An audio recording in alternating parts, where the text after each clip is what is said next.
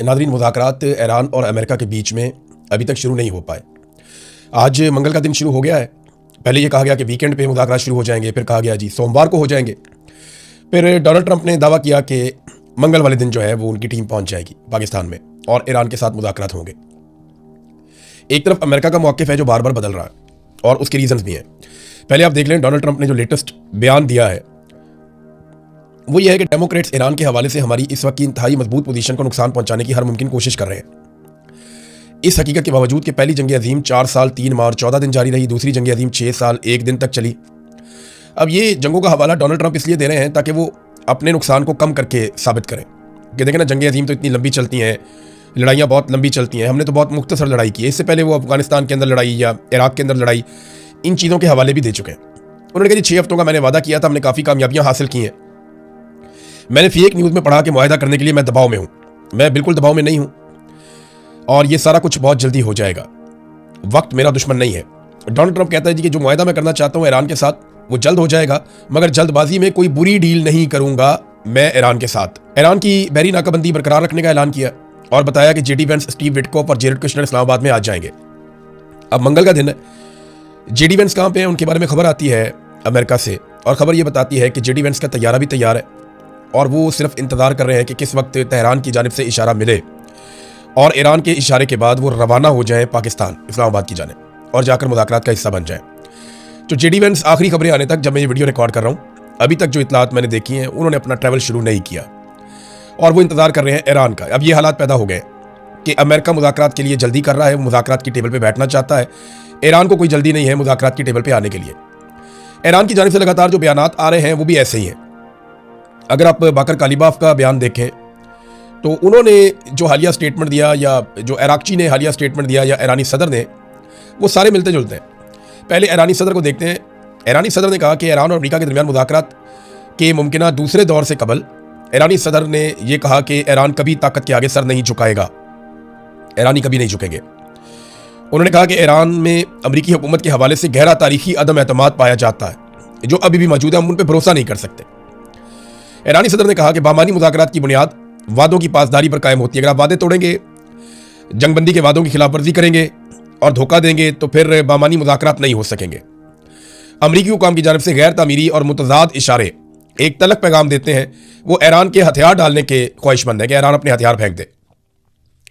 Araghchi ने एक और बड़ी इंपॉर्टेंट बात की है, जो वज़ीर ख़ारजा है अब्बास अराक्ची। उन्होंने कहा कि इसहाक डार साहब के साथ भी उन्होंने टेलीफोनिक बात की है, उनके स्टेटमेंट्स वैसे भी आ रहे हैं कि ईरान अमेरिका के हवाले से तमाम पहलुओं का जायजा लेकर आइंदा के लाएअमल का फैसला करेगा। और ईरान की वज़ारत ख़ारजा ने यह भी कह दिया है कि इतनी जल्दी नहीं है हमें। उन्होंने कहा कि अभी हमारे पास कुछ ऐसा नहीं है जिस पे जाके हम अमेरिका के साथ मुज़ाकरात करें। और रीज़न वो ये बताते हैं कि एक तो जो नाकाबंदी की गई है पूरे खित्ते की आबना हुर्मुज़ की चारों तरफ से अमेरिका की जानिब से, वो कहते हैं वो काबिल कबूल नहीं है। ये जो नेवल एक ब्लॉकेज डोनाल्ड ट्रंप ने लगाया है उसके ऊपर ईरान मजम्मत कर रहा है। वो कह रहा है जी इसकी मौजूदगी में ये जंगबंदी की खिलाफवर्जी है, हम मुज़ाकरात आगे नहीं बढ़ा सकते। और ये बात फील्ड मार्शल आसिम मुनीर ने डोनाल्ड ट्रंप से बात करते हुए बता भी दी है और डोनाल्ड ट्रंप को ये मशवरा भी दिया गया। 2 मशवरे पाकिस्तान ने डोनाल्ड ट्रंप को दिए। एक मशवरा ये दिया है कि ईरान मुज़ाकरात की टेबल पर नहीं आएगा अगर आप ब्लॉकेज जारी रखेंगे तो डोनाल्ड ट्रंप को मशवरा दिया है कि आप ब्लॉकेज खत्म करें। दूसरा मशवरा डोनाल्ड ट्रंप को पाकिस्तान ने यह दिया है कि आप अवामी सतह के ऊपर जो सख्त बयानात देते हैं ईरान के बारे में, वो बयानात भी आप ना दें, क्योंकि ईरान जंग नहीं हारता तो जंग का तासुर भी नहीं हारना चाहता। ये भी ईरान के लिए एक बड़ा इशू है। और अमेरिका के लिए इशू ये बन गया है कि दुनिया की वो जगह जहां पे वो पहले बहुत मजबूत था, उससे बहुत फायदा होता था, वो भी उसके हाथ से निकल रही है। मिसाल के तौर पे पॉलिटिको की एक रिपोर्ट है। ये रिपोर्ट में बताती है कि बहरीन में, इंडोनेशिया में और अजरबैजान में अमरीकी मफादात का नुकसान हुआ। बहरीन में अवामी राय बहुत तेजी से तब्दील हुई है और वो ईरान की तरफ झुकाव उसका बढ़ रहा है। इसी तरह जो है इंडोनेशिया में ईरान की हमायत बढ़ी है, अमेरिका की मुखालफत बढ़ी है। अब इंडोनेशिया इससे पहले बोर्ड ऑफ पीस के ज़ेरे इंतजाम चलने के लिए वो एक फ़ौज भी दे रहा था, जिसे स्टेबलाइजेशन फोर्स कहते हैं, कि हम एक फोर्स देंगे, फौजी भिजवाएंगे। अब वहाँ पे वो दबाव है, वो भी मामला ख़राब हो गया। तीसरा जो अजरबैजान है वो ईरान की ड्रोन सलाहियत और जो मजहबी असरात हैं, क्योंकि अजरबैजान मुसलमान मुल्क है और वहाँ पे ज़्यादा तादाद में अहले तशी रहते हैं, तो उसकी वजह से भी एक नुकसान अमेरिका को है। लेकिन मैं एक चीज़ आपको बताऊँ कि इसराइल अपने तेल की ज़्यादातर ज़रूरत अजरबैजानी तेल से पूरी करता है। ये शायद आपको नहीं पता। और इसराइल को यह तेल फराहम करता है तुर्की। 2 ममालिक से इसराइल को तेल जाता है जिससे इसराइल के मामला चलते हैं और इसराइल को बहुत फ़ायदा होता है। तो इसराइल की एनर्जी की ज़रूरियात 2 मुसलमान मुल्क पूरी करते हैं और तीसरा मुसलमान मुल्क तुर्की है। जो इसराइल की तेल की ज़रूरियात पूरी करने के लिए मदद फराहम करता है। यानी चाहे वो बासफोरस हो, चाहे वो तुर्की में से गुजरने वाली पाइपलाइन हो, कुछ भी हो, इसराइल की जो एनर्जी की ज़रूरियात हैं वो तुर्की के ज़रिए से पूरी होती है। तो तुर्की, आप देखते हैं अक्सर वो ज़बानी जमा खर्च चलता रहता है, इसराइल तुर्की के खिलाफ, तुर्की इसराइल के खिलाफ, लेकिन ये आपस में जंग नहीं करते। तुर्की की क़यादत इसराइल के खिलाफ सख्त तरीन बयान दे के अपनी आवाम के अंदर मकबूल होती है। इसी तरह जो इसराइली क़यादत है वो तुर्की के खिलाफ सख्त तरीन बयान देकर अपनी आवाम में मकबूल होते हैं। और दोनों आपस में लड़ते नहीं है, बल्कि एक दूसरे का मफाद भी देखते हैं। आप देखें ना कैसे वो जो पाइपलाइन है वो वहाँ से गुजरती है और तुर्की में से सारा तेल जाता है, गैस जाती है, जो इसराइल को चाहिए वो तुर्की में से गुजर कर मिलता है। एक फैक्ट था, मैंने कहा मैं आपके सामने रखता हूँ। इसी तरह जो है वो एक और स्टेटमेंट भी है और वो कालीबाफ का है। वो कहते हैं जी आप ये इस तरह नहीं होता कि आप जंगबंदी की खिलाफ वर्जियाँ करें और धमकियों के साए के अंदर मुज़ाकरात करें, तो हम धमकियों के साए में मुज़ाकरात नहीं करेंगे। ये अब ईरान का जवाब है। देखिए इसमें एक चीज़ जो मुझे लगती है ना, ईरानी इस दफ़ा बड़े सीरियस है और उन्हें लगता है कि अगर वो पाकिस्तान जाते हैं तो उन पर कोई हमला ना हो जाए। लास्ट टाइम के हवाले से भी ये बताया गया कि उन्होंने अपने बहुत सारे प्लान तब्दील किए थे। जब वो वापस गए तो वो अलग एयरपोर्ट पे उतरे और वहाँ से उन्होंने अलग तरीके से सफ़र किया। तो ईरानी ये खदशा उनको है कि हमारी क़यादत को निशाना बनाया जा सकता है, क्योंकि इससे पहले ईरानी क़यादत को बार बार निशाना बनाया गया। अमेरिकन को भी ये खदशा रहता है, लेकिन खित्ते में अमरीकी हथियार इतनी बड़ी मिकदार में मौजूद है कि उनका कंट्रोल खित्ते पे बेहतर है। लेकिन ईरान का कम से कम अपने मुल्क में और आबने हुर्मत में तो अच्छा कंट्रोल है। और ये छेड़ बनी हुई है डोनाल्ड ट्रंप के लिए कि आबने हुर्मत को कैसे खुलवाना है। डोनाल्ड ट्रंप जो है वो अमरीकी मीडिया के भी बहुत सख्त खिलाफ हो गया। डोनाल्ड ट्रंप ने कहा कि मैं एक जंग जीत रहा हूँ, बहुत बड़े फ़र्क से जीत रहा हूँ, हालात बहुत अच्छे जा रहे हैं, हमारी फ़ौज ने शानदार कारकर्दगी दिखाई है। लेकिन अगर आप जाली खबरों को पढ़ें, जैसे कि द न्यूयॉर्क टाइम या बिल्कुल ही ख़राब और घटिया वॉल स्ट्रीट जर्नल या अब तकरीबन ख़त्म हो चुका वाशिंगटन पोस्ट, ये अमेरिका के 3 टॉप के इदारे हैं, तो कहते हैं फिर आपको लगेगा कि आप जंग हार रहे हैं। दुश्मन उलझन में है क्योंकि वो भी यही मीडिया रिपोर्ट्स देखते हैं, लेकिन वो ये भी जानते हैं कि इनकी बहरिया मुकम्मल तौर पर तबाह हो चुकी है, उनकी फ़ज़ाइया अंधेरे रनवेज पर चली गई है और उनके पास कोई एंटी मिसाइल या एंटी एयरक्राफ्ट निज़ाम नहीं बचा। उनके साबका रहनुमा ज़्यादातर ख़त्म हो चुके हैं। और शायद सबसे अहम बात यह है कि नाकाबंदी, जिसे हमने इस वक्त तक खत्म नहीं करेंगे जब तक कोई डील नहीं हो जाती, ईरान को बुरी तरह तबाह कर रही है। अब यहाँ अमेरिका के टॉप मीडिया को बुरा बुरा कहते हुए डोनाल्ड ट्रंप ने एक मरतबा फिर कहा कि वो जब तक डील नहीं हो जाती तब तक नाकाबंदी खत्म नहीं करेगा, और $500 मिलियन का वो रोजाना नुकसान भी उठा रहा है। तो डोनाल्ड ट्रंप को अमेरिकन मीडिया पे बिल्कुल वैसे ही गुस्सा है जैसे पाकिस्तानी एस्टेब्लिशमेंट को पाकिस्तानी मीडिया पे गुस्सा आता है। लेकिन पाकिस्तान में तो मीडिया को एस्टेब्लिशमेंट कंट्रोल कर देती है ताकत के बलबूते पे। अब अमेरिका में ऐसा होता नहीं है, वहाँ मीडिया आज़ाद है और उसकी सबसे बड़ी वजह यह है कि वहाँ की जो अदालतें हैं ना वो आज़ाद है। नाज़रीन, अल अरेबिया ने खबर दी है और वो खबर यह है कि शहबाज शरीफ ने अमेरिका और ईरान से जंग बंदी में मजीद 2 हफ्ते की तौसीए की दरखास्त की है। अब ये जो तौसीए की दरखास्त है, पिछली मरतबा जब की तो इसमें ड्राफ्ट वाला रोला पड़ गया था कि वो ड्राफ्ट वाला लफ्ज़ जो आ गया था, मैंने आपको खबर दी थी, बड़ा लोगों ने रोला डाला, लेकिन उसके बाद बिल्कुल सारे चुप कर गए जब अमेरिकन अखबारात ने इसकी तस्दीक कर दी कि ये वाशिंगटन से डोनाल्ड ट्रंप की अप्रूवल के बाद शहबाज शरीफ साहब ने ट्वीट किया था और गलती से वो पहली लाइन में टाना भूल गए थे। जो उन्हें दिया गया उन्होंने वैसे ही कॉपी पेस्ट कर दिया। अब मुझे लगता है कि दोबारा पाकिस्तान से दरखास्त की गई है कि आप मजीद जंगबंदी में तौसीए करवाएं। तो एक तरफ इस्लामाबाद में मुज़ाकरात की तैयारी हतमी मरहले में है कि जनाब हमारी तरफ से पूरी तैयारी है, दूसरी तरफ से जो ईरान की शमूलियत है उस पर सवालात खड़े। मुझे ऐसा लगता है कि मुज़ाकरात एक मरतबा फिर हो जाएंगे। ईरानी मुज़ाकरात से नहीं भागेंगे, वो टेबल के ऊपर आने से नहीं घबराएंगे। वजह यह है कि उनकी मुज़ाकरात करने की सलाहियत भी दुनिया ने देखा कि बेहतरीन है। डोनाल्ड ट्रंप ने, जेडी वेंस ने खुद उनकी तारीफ की कि वो ज़बरदस्त लोग हैं, बड़े ज़हीन लोग हैं जिनके साथ हमारी बातचीत हुई है। और अब तो ईरान पूरी तैयारी के साथ आएगा। पहले लबनान में जंग का मामला था, वहाँ जंगबंदी नहीं हो रही थी और अब जंगबंदी की खिलाफ वर्जियाँ हो रही हैं। गजा में जंगबंदियाँ की खिलाफ वर्जियाँ हो रही हैं और बार बार हो रही हैं। और दूसरा, अमेरिका ने खुद नाकाबंदी करके स्टेट ऑफ हुर्मस की एक जंगबंदी की बड़ी खिलाफ वर्जी कर दी है। पाकिस्तान में एक फील्ड मार्शल आसिम मुनीर की बात भी हुई है और वो बात हुई डोनाल्ड ट्रंप से। तो पाकिस्तान ने अमेरिका को ये यकीन दिलाया है या ट्रंप को ये यकीन दिलाया है कि ईरान ज़रूर मुज़ाकरात में आएगा भी और ईरान कुछ चीज़ों में लचक भी दिखाएगा, लेकिन अमेरिका को भी कुछ चीज़ों में लचक दिखानी पड़ेगी। तो क्या ये लोग एक अच्छी डील बनाने में कामयाब हो जाएंगे? देखें, डोनाल्ड ट्रंप को चाहिए फेस सेविंग। अमेरिका में उसको बहुत नुकसान हो रहा है। 63% लोग तो वैसे ही अमेरिका में डोनाल्ड ट्रंप के खिलाफ हो गए हैं।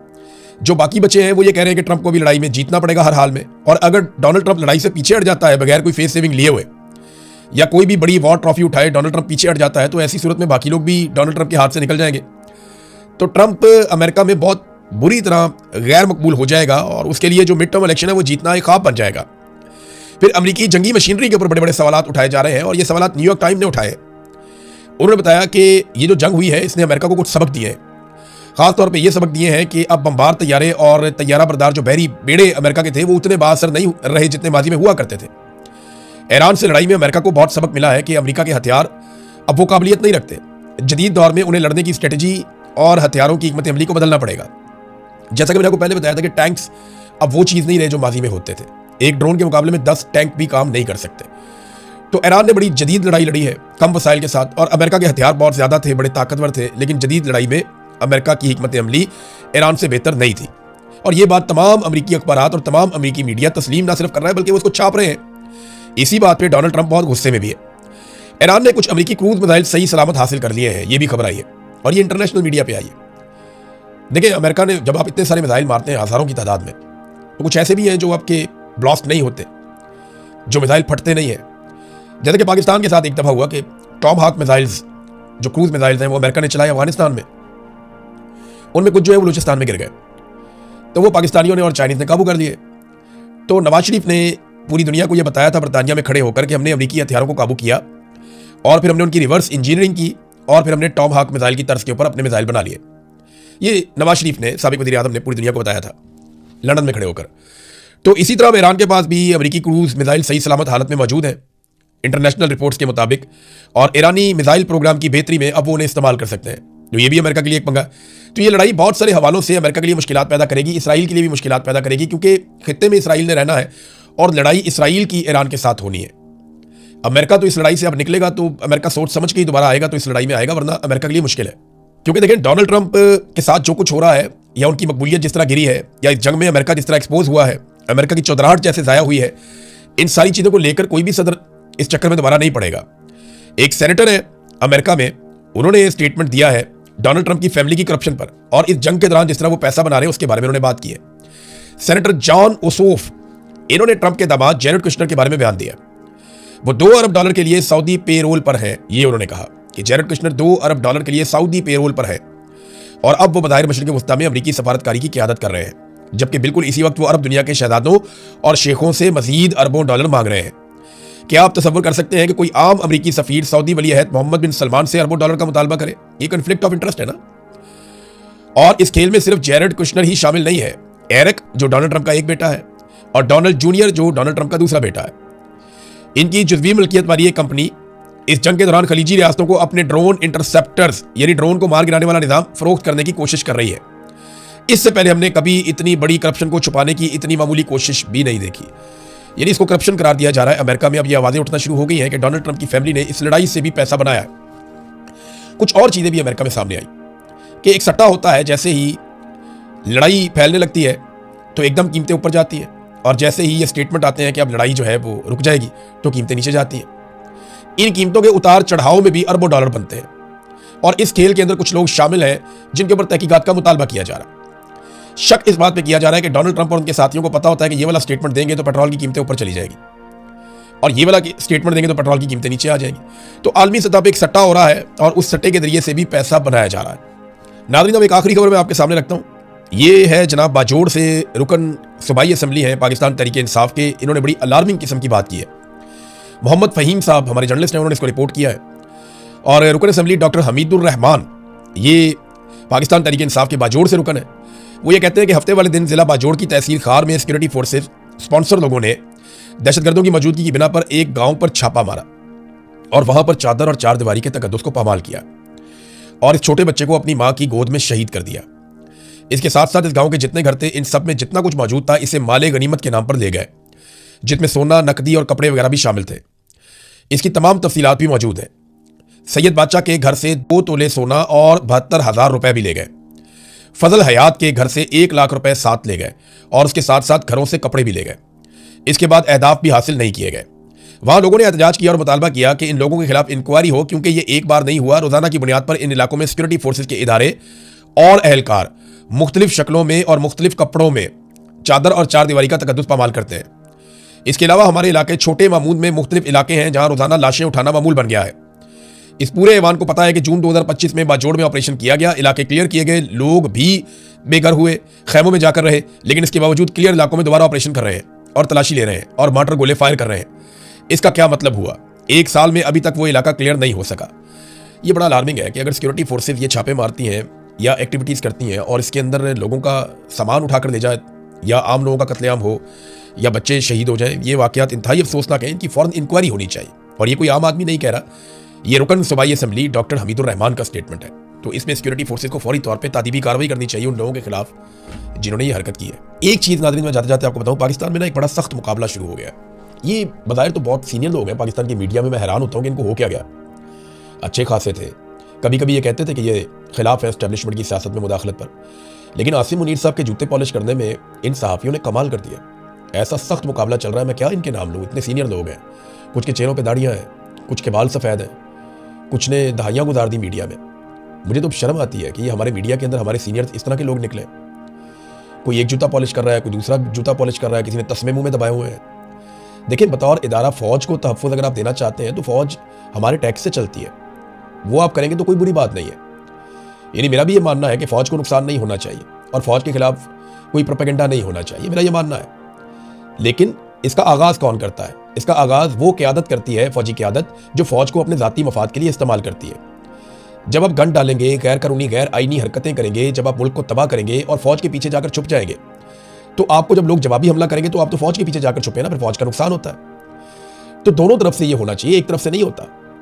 अब वो फ़ौज की अगर कोई तारीफ करता है या फ़ौज को बचाने की कोशिश करता है, मेरे ख्याल में जर्नलिज्म में वो इतना को बुरा नहीं माना जाएगा। लेकिन जर्नैलों के जूते पॉलिश करने में तो कमाल कर दिया हमारे इन सहाफ़ियों ने, मैं हैरान हो गया। और ये बात जर्नैलों को भी सोचनी चाहिए, आसिम मुनीर साहब को सोचना चाहिए कि उनके इक़दाम का बोझ जाकर फ़ौज बतौर इदारा फ़ौज पे पड़ता है। जब वो कोई ऐसी हरकत करते हैं जो आइन और कानून के खिलाफ है या इखलाकियात के खिलाफ है, जबरी तौर पे लापता किया जाए, सियासत में मुदाखलत की जाए, एक्सटेंशन, इस्तिस्ना, जुल्म, बर्बरियत, जबर, जब ये चीज़ें की जाएं तो फिर बतौर इदारा फ़ौज बदनाम होती है। ये आम पाकिस्तानी से ज़्यादा उन लोगों को सोचना चाहिए जो फ़ौज के बेनिफिशरी हैं, जिन्हें फ़ौज ने इतनी इज्जत दी है, इतना मुकाम दिया है। उन्हें भी सोचना चाहिए कि जिस इदारे ने उन्हें इतनी इज्जत और मुकाम दिया है, वो इस इदारे के लिए कितनी इज्जत कमा रहे हैं या इदारे की बदनामी का बायस क्यों बन रहे हैं, ये तो उन्हें भी सोचना चाहिए। लेकिन मैं उनका क्या कहूँ, ये तो आवे का आवा बिगड़ा हुआ है और कई दहाइयों से बिगड़ा हुआ है। जो असल बात है वो ये है कि हमारे सहाफ़ियों ने बेशर्मी का कंबल ओढ़ा हुआ है और धड़ाधड़ जूते पॉलिश कर रहे हैं, मुकाबला चल रहा है उनके अंदर।